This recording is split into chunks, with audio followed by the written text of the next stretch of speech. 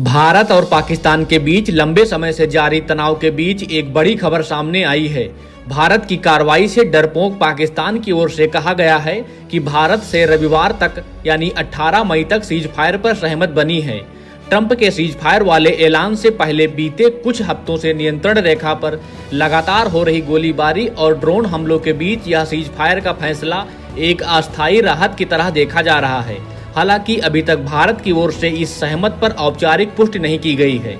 इस cease fire समझौते की अहमियत इसलिए भी बढ़ जाती है क्योंकि हाल ही में जम्मू कश्मीर के पहलगाम में हुए आतंकी हमलों के बाद भारत ने सख्त रुख अपनाते हुए पाकिस्तान के खिलाफ ऑपरेशन सिंदूर को अंजाम दिया था। इस ऑपरेशन में भारत ने नियंत्रण रेखा पार जाकर कई आतंकी ठिकानों को तबाह कर दिया और पाकिस्तान को स्पष्ट संदेश दिया कि आतंकवाद को लेकर भारत किसी भी हद तक जा सकता है। इसके बाद पाकिस्तान ने जवाबी हमलों की कोशिश की, लेकिन भारत के एयर डिफेंस सिस्टम ने कई ड्रोन हमलों को हवा में ही नष्ट कर दिया। सीज फायर होने के बावजूद पाकिस्तान की ओर से अचानक सीज फायर की घोषणा को एक रणनीतिक कदम के रूप में देखा जा रहा है। जानकारों का मानना है कि भारत की कड़ी कार्रवाई और वैश्विक मंचों पर पाकिस्तान की छवि को लेकर बन रहे दबाव ने उसे पीछे हटने पर मजबूर किया है। इस फैसले से यह भी संकेत मिलता है कि पाकिस्तान फिलहाल एक और खुली लड़ाई से बचना चाहता है, खासकर ऐसे समय में जब उसकी आंतरिक स्थिति भी डामाडोल है।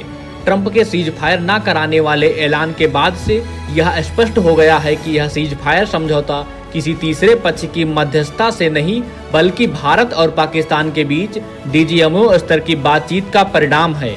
भारत पहले ही यह स्पष्ट कर चुका है कि द्विपक्षीय मसलों में किसी तीसरे देश की भूमिका स्वीकार नहीं की जाएगी।